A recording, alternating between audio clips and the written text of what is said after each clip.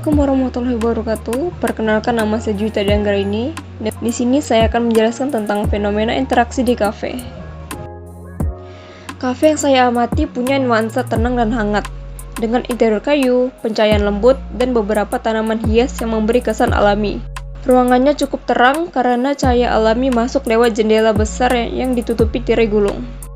Di salah satu meja kafe, terlihat dua orang yang memakai seragam, duduk berdampingan. Mereka tampak santai, mengobrol sambil menikmati minuman dengan beberapa barang seperti tisu dan ponsel di atas meja. Interaksi mereka berlangsung dalam suasana informal, seolah kafe menjadi tempat istirahat atau ruang transisi dari rutinitas kerja. Kehadiran mereka menunjukkan bahwa ruang publik seperti kafe bisa berfungsi sebagai tempat membangun relasi sosial di luar struktur formal. Dalam konteks antropologi perkotaan, ini bisa dikaitkan dengan bagaimana ruang-ruang kota memberi peluang bagi individu untuk mengekspresikan diri secara lebih bebas, tanpa tekanan institusional. Kafe menjadi ruang sosial yang memungkinkan pekerja untuk berinteraksi secara horizontal, tanpa batasan status atau jabatan, dan ini memperlihatkan fleksibilitas struktur sosial di masyarakat urban. Di meja-meja lain, terlihat beberapa pengunjung yang fokus dengan laptop atau buku, tampak sedang belajar atau menyelesaikan pekerjaan.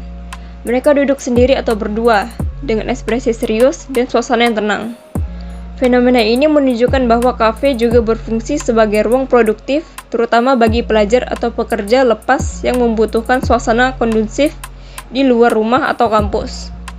Dalam teori struktur sosial, ini mencerminkan bagaimana ruang publik di kota bisa menampung berbagai fungsi sekaligus, seperti sosial, ekonomi, dan edukatif. Interaksi yang terjadi bersifat paralel.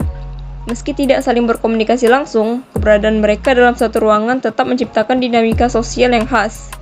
Bagi masyarakat kota, kafe menjadi simbol dari kebutuhan akan ruang bersama yang inklusif, di mana produktivitas dan relasi sosial bisa berjalan berdampingan. Ini memperlihatkan bahwa kehidupan urban tidak selalu terfragmentasi, tapi justru bisa menyatu lewat ruang-ruang sederhana seperti kafe. Dalam antropologi perkotaan, teori struktur sosial menjelaskan bagaimana hubungan antar individu dan kelompok membentuk pola kehidupan di kota, termasuk dalam ruang-ruang seperti kafe. Sebuah kafe di pusat kota misalnya, bukan hanya tempat minum kopi, tetapi juga arena interaksi sosial yang mencerminkan stratifikasi kelas, gaya hidup, dan jaringan relasi. Pengunjung kafe bisa terdiri dari pekerja kreatif atau mahasiswa, yang masing-masing membawa norma, simbol, dan kebiasaan berbeda.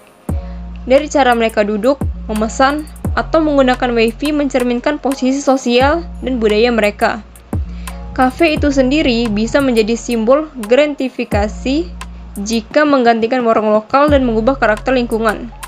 Dengan demikian, struktur sosial kota terlihat dalam bagaimana ruang-ruang seperti kafe menjadi titik temu antar identitas, kekuasaan, dan perubahan sosial. Fenomena interaksi di kafe ini bisa dikaitkan dengan teori struktur sosial dalam antropologi perkotaan, yang menyoroti bagaimana relasi sosial terbentuk dan dijalankan dalam ruang-ruang kota. Kafe sebagai ruang publik memperlihatkan struktur sosial yang cair dan fleksibel. Orang berseragam dan pelajar yang berada dalam satu ruangan menunjukkan bahwa status sosial, profesi, atau latar belakang tidak menjadi penghalang untuk berbagai tempat dan suasana. Interaksi yang terjadi bersifat informal dan egaliter, mencerminkan bahwa masyarakat kota memiliki pola hubungan yang lebih terbuka, di mana batas-batas sosial bisa dinegosiasikan dan tidak selalu bersifat kaku seperti dalam institusi formal. Menurut saya, fenomena ini menunjukkan bahwa masyarakat kota tetap membutuhkan ruang bersama untuk membangun koneksi sosial. Meskipun hidup di kota sering dianggap individualistis dan sibuk, kafe menjadi tempat di mana orang bisa merasa hadir dan terhubung, baik secara langsung maupun tidak langsung.